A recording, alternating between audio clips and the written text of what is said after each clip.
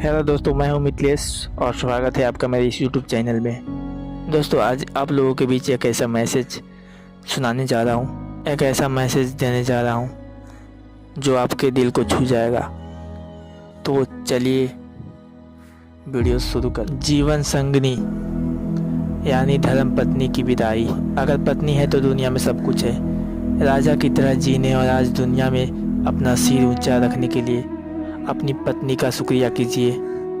आपकी सुविधा असुविधा आपके बिना कारण के क्रोध को संभालती है, तुम्हारे सुख से सुखी है और तुम्हारे दुख से दुखी है। आप रविवार को देर तक बिस्तर पर रहते हैं, लेकिन पत्नी का कोई रविवार या त्यौहार नहीं होता है। चाय लाओ, पानी लाओ, खाना लाओ, ये ऐसा है और वो ऐसा है, कब अकल आएगी तुम्हें, ऐसा ताना मारते हैं। दोस्तों, उसके पास बुद्धि है और केवल उसी के कारण तो आप जीवित है, वरना दुनिया में आपको कोई भी नहीं पूछेगा।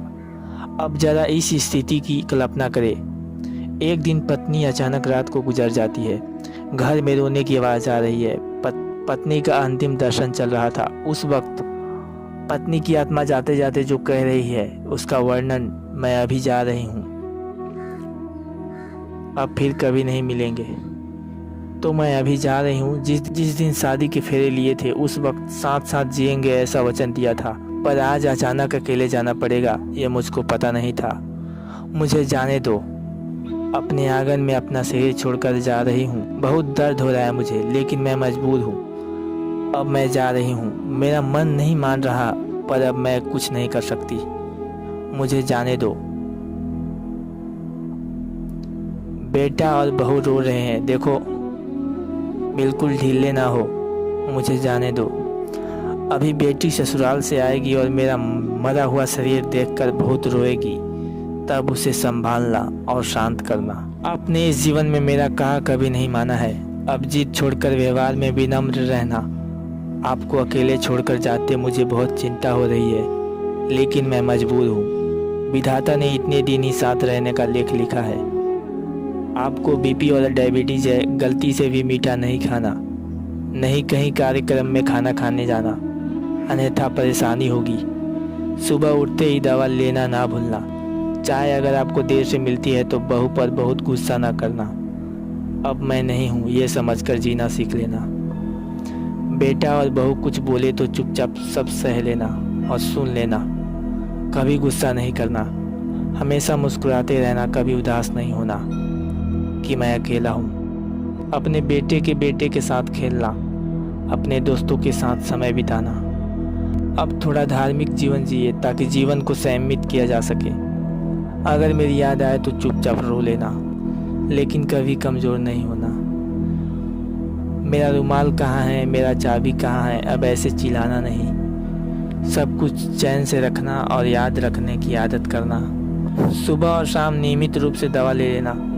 अगर बहू भूल जाए तो सामने से याद करा लेना। जो भी रूखा सूखा खाने को मिले प्यार से खा लेना और गुस्सा नहीं करना। मेरी अनुपस्थिति खलेगी पर कमज़ोर नहीं होना। और हाँ, बुढ़ापे की छड़ी भूलना नहीं और धीरे धीरे से चलना।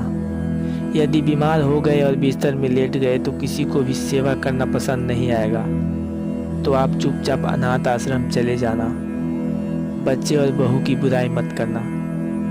शाम को बिस्तर पर जाने से पहले एक लोटा पानी मंगा लेना। प्यास लगे तभी पानी पी लेना। एक पुरानी टॉर्च है, उसे ठीक करा लेना। अगर आपको रात को उठना पड़े तो अंधेरे में कुछ लगे नहीं, उसका ध्यान रखना। शादी के बाद हम बहुत प्यार से साथ रहे, परिवार में फूल जैसे बच्चे दिए। अब उस फूल की सुगंध मुझे नहीं मिलेगी। आप बगियन को मेरी जगह प्यार से निहारते रहना। उठो, सुबह हो गई है, अब ऐसा कोई नहीं कहेगा। अब अपने आप उठने की आदत डाल लेना। किसी की प्रतीक्षा नहीं करना। चाय नाश्ता मिले ना मिले तो चुपचाप सह लेना। और हाँ, एक बात तुमसे छिपाई है, मुझे माफ़ कर देना।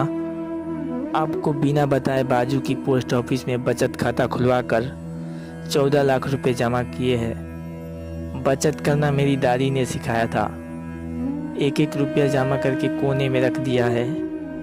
इसमें से 5 लाख बहू और बेटी को देना और अपने खाते में 4 लाख रखना आपके लिए। तो दोस्तों सही में ये स्टोरी बहुत ही हार्ट टचिंग स्टोरी, इसका कल्पना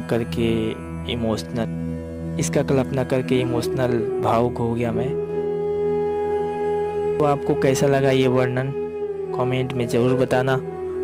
फिर मिलेंगे किसी ऐसे ही अगले वीडियो के साथ, तब तक के लिए दीजिए हमें विदा।